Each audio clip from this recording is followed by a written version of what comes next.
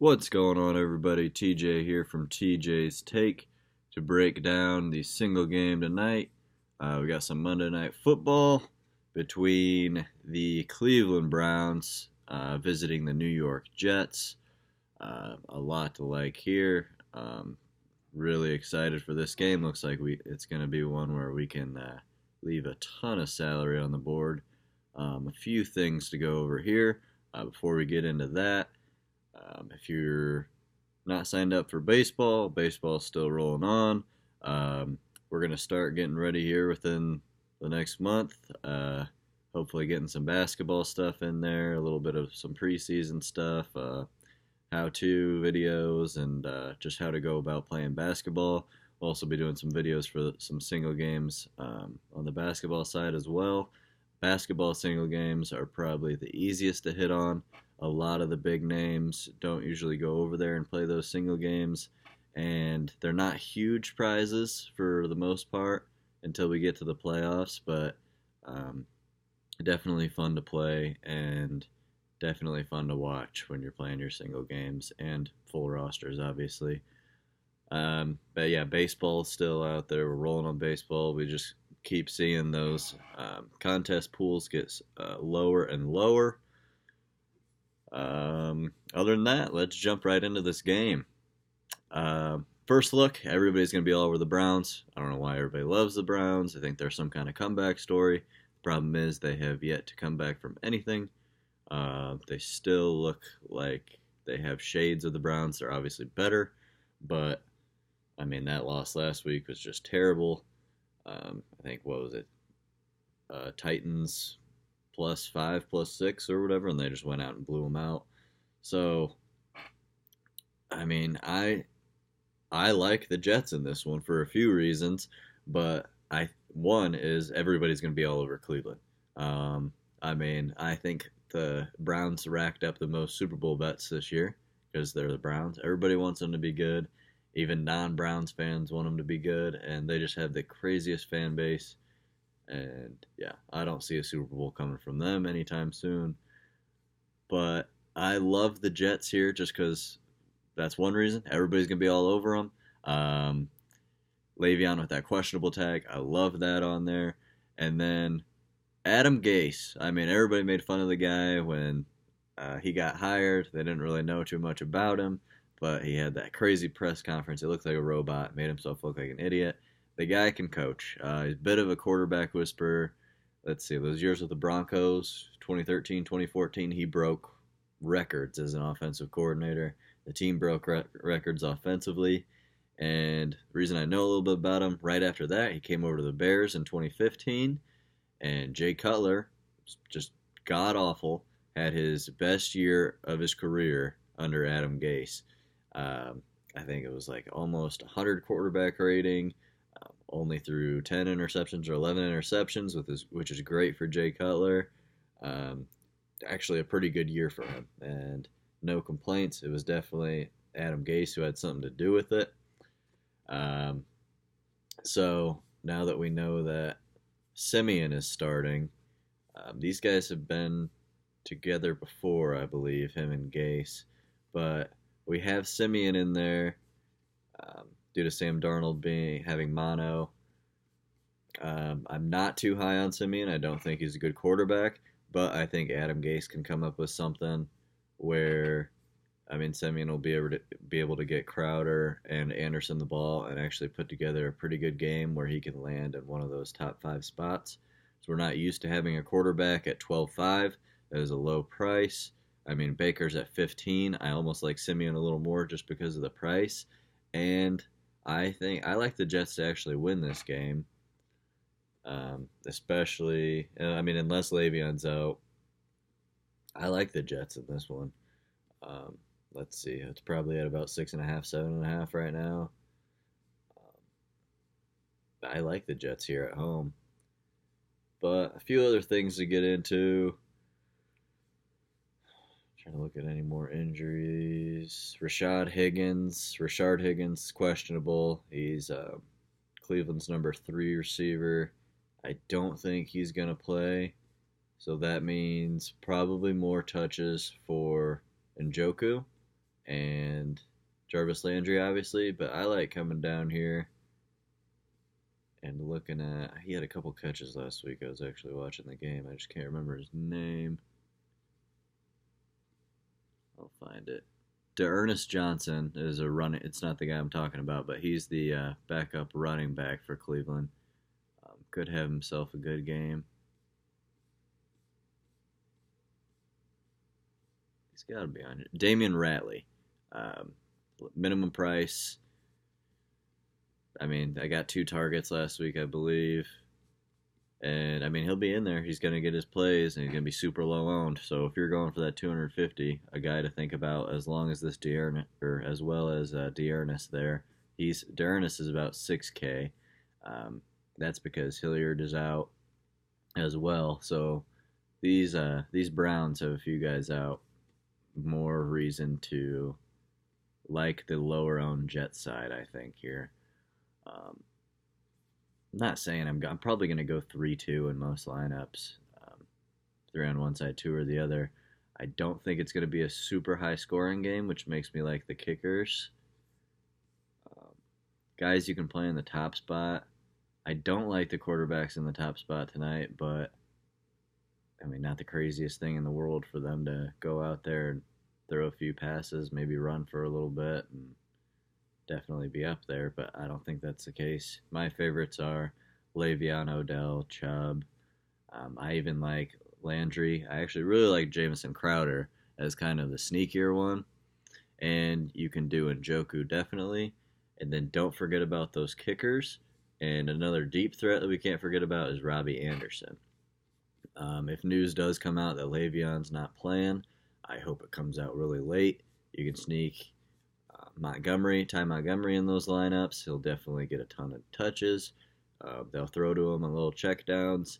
And that's kind of what Gase does, it looks like. I kind of like Simeon a little better in this one. I mean, he's seen more defenses than, what's his name? Their starter, Sam Darnold. But, I mean, Sam Darnold and Adam Gase, I'm sure, are just still trying to get on the same page. As opposed to Simeon, he's been with them before. Simeon's been in these types of games. It's just going to manage the game, and probably Le'Veon will have a big workload if he's not too badly hurt. But Simeon will get these little dump downs, and I think he can definitely nail that top 5. So we can go ahead and plug him in a utility spot there, and let's try one with Crowder up top, because I really like that build if we're going for that 250K. I mean, this guy got a ton of targets. They definitely want to go to him. He's good at getting open. So let's start with that. We'll plug Simeon in there. And I think if we're going to put Crowder in the top spot, we can go ahead and fade Le'Veon. I think Le'Veon's either going to have a huge game or, I mean, he's not, and he's going to be super high owned. So I'm not even going to bother putting him in this lineup here. I don't like playing both quarterbacks together. So if this is more Jets based, I'm going to go get Cleveland's kicker, Seibert. And we still have 13.5 per player if we start out like that. So we have Simeon at quarterback, so let's plug another target for him in there. And let's go get Robbie Anderson. Big play potential. He's definitely going to get some targets. I'm trying to look at where else they might go with the ball here. I think, yeah, they picked up Josh Bellamy and Ryan Griffin. 2 long shots, 2 low-owned guys. I kind of like Bellamy, but I'm not going to plug him in this one. I mean, we have $18,000 left. We can get anybody we want and still leave a ton of salary. So I'm going to go ahead and plug in Nick Chubb. That's the thing. If you're going to do a 2-man pair with a 3-man stack, usually your 3-man obviously is your team that you think is going to put up the most points, and then the other team, you're kind of approaching them as a loss. They're moving the ball downfield. If you have the kicker in, you usually want to pair him with the running back instead of a wide receiver, because obviously if you're pairing him with a kicker with a wide receiver, the quarterback's getting points too, and you don't have him in there. So I think that's safe. You leave $5,000 up there. It's more of a Jets build, and you just kind of hope they lock down Odell and Baker. And Le'Veon Bell just comes out and has an average game at best. And that is a pretty good tournament lineup, leaving 5K there. Let's go ahead and make one with Le'Veon up top. I mean, it's going to be a popular approach, but let's figure out how we can be different here. So, Catanzaro is still on there. I don't know why. Pretty sure he retired. So, FanDuel just didn't update that. I don't know if he's on the DraftKings site or not, but don't pay any attention to him being up there. Ficken is their kicker. Their kicker now. Yeah, Sam Ficken. Just making sure that's right. I was going to say, I could have swore he retired, that Catanzaro. Put Le'Veon up top. Let's pair him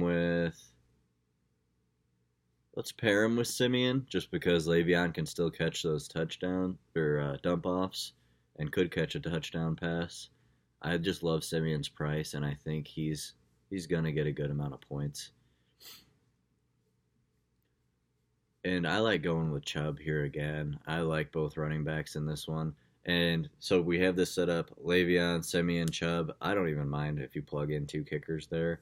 I know we have Simeon, so we probably want to get a receiver, and I'm going to in this build. I'm just saying you could plug in both kickers, and that's the way the game could go.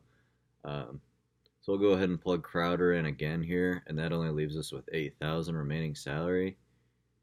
And then that makes me like coming down here to either D'Ernest Johnson. I haven't had word on Demaryius Thomas. I'm pretty sure he's not playing. D'Ernest Johnson, Josh Bellamy, Ryan Griffin. I like all of these guys as punt options, but I'm going to come down here and get Ratley just because we want to fit another Cleveland guy in there, especially if we don't have Simeon in the top spot. We don't want to get him too many targets down there, so we just would prefer like 1 target, and then Le'Veon Bell does things through the air and on the ground, so that's why he's in our top spot. Don't want Simeon to go too crazy. So that lineup is Le'Veon, Simeon, Nick Chubb, Jamison Crowder, and Damian Ratley. That'll leave us $3,000 remaining salary. Okay build. Definitely a tournament build. Let's do one more towards... I mean, Cleveland can definitely win this game. I mean, I'm sure they're expecting to win this game against the Jets, but I just like the Jets from a DFS perspective. Not as many people are going to be on them. People love this Cleveland team, and they're definitely going to want to put them in their lineups because they want to watch them do well, and they think they're going to do well. Let's be a little risky and put Njoku in the top spot. Follow him with Baker. No, Njoku's kind of like O.J. Howard the other night. He can go out there and he can get you a 15. He can go out there and he can get you a 0. He's just one of those tight ends. That's tough. But, I mean, when he does have a breakout game, you want to have him up there. It's a way to be super different, putting that tight end up there, especially if you're making a Cleveland lineup, which is going to be super popular. You can be different that way by plugging Njoku in up there. So let's follow him with Baker. Let's follow him with Chubb. And then we have 10,750 remaining. I like coming up here and grabbing Le'Veon as well. That'll leave us 7,000 remaining. And you know what? I'm going to take Chubb out of there. So this gives us a little more room. And I'm going to go plug Ficken in. So that leaves us 10,500 remaining salary, and I'm going to go get Robbie Anderson. So, Njoku's up top. We got Baker Mayfield. Then we've got Ficken, Le'Veon Bell, and Robbie Anderson.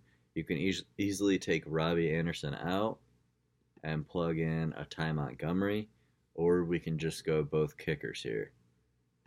So this build is just kind of like Baker gets it to Njoku twice. That's all they really do. Le'Veon gets yards on the ground. Let's say Cleveland scores 17 points or 20 points. They get 2 field goals. Baker throws to Njoku twice.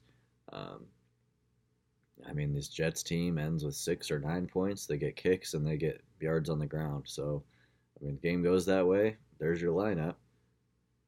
That can go obviously any way, but I'm just trying to show you like situations you want to think about when you're building these lineups, because it doesn't make much sense to throw Baker Mayfield in there and then have Le'Veon Bell, Chubb, and then the kickers or something like that. I mean, Baker's not throwing to anybody there. You're not getting points both ways. A lot of people set lineups up like that. And let me show you another way that you can just be different by setting lineups. So probably one of the more popular lineups of the night is going to be Chubb with Baker, probably a Jarvis Landry.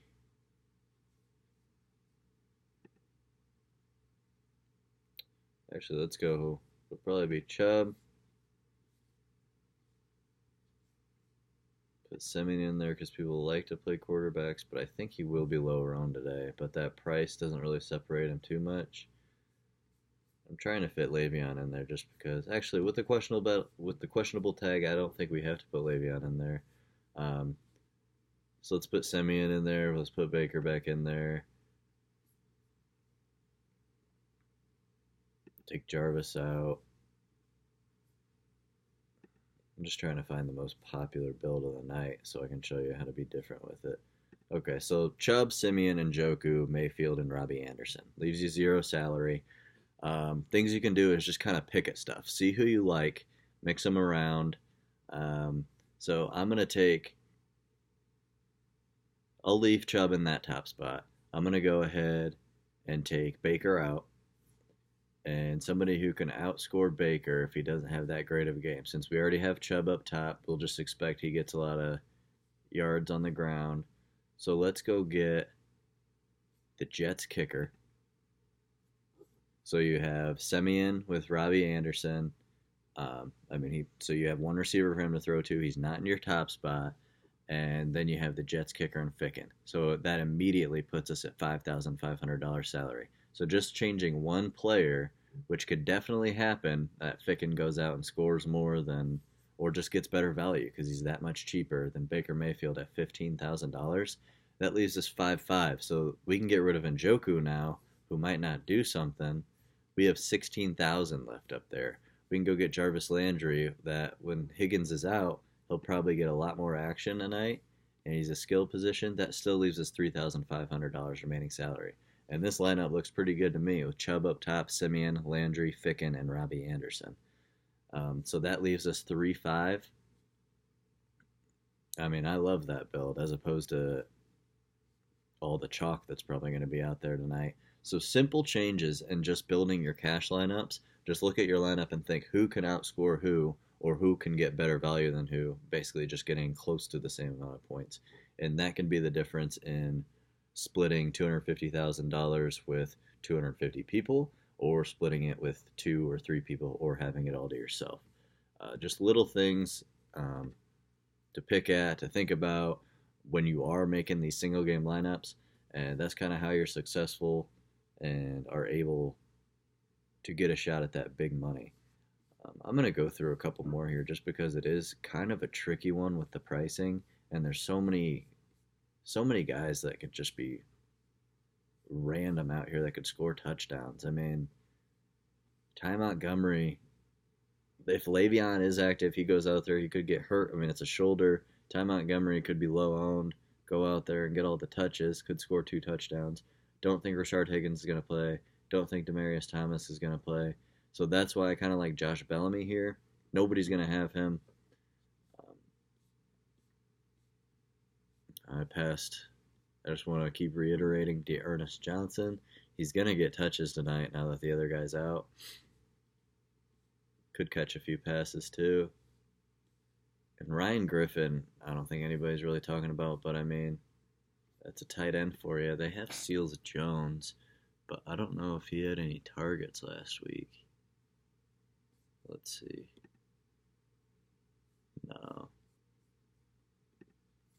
No, yeah, I think Ryan Griffin's their guy from what I remember.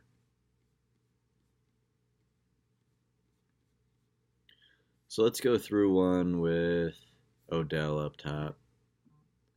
I'm just going to do one with 3 of my favorite skill spots here. Getting some. Michael Gallup is out 2 to 4 weeks if he's on your fantasy team. That's a bummer. And Roethlisberger and Breeze. Roethlisberger's done. Breeze is out for weeks. I'm sure you guys have already heard that. But anyways, Odell and let's go Le'Veon. I like Le'Veon over Chubb just because of that questionable tag. And let's come down here and get Crowder. Now, I think these are going to be three guys who will probably get the most production. And so let's figure out another two guys that we can be different with. I immediately like going to Seibert. I mean, he's 8,500, and that leaves us 11,000 remaining.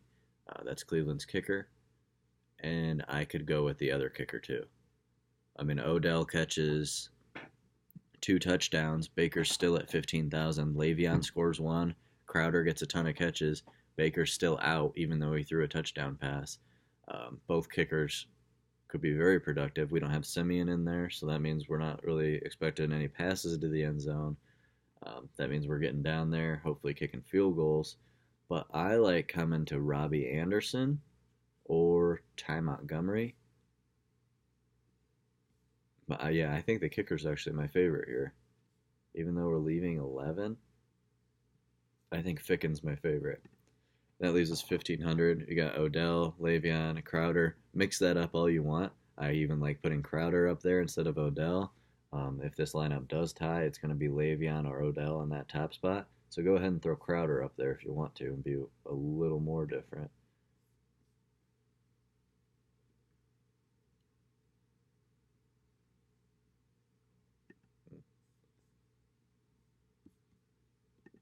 Alright, now let's kind of hop around to this Jets team and put Robbie Anderson up there.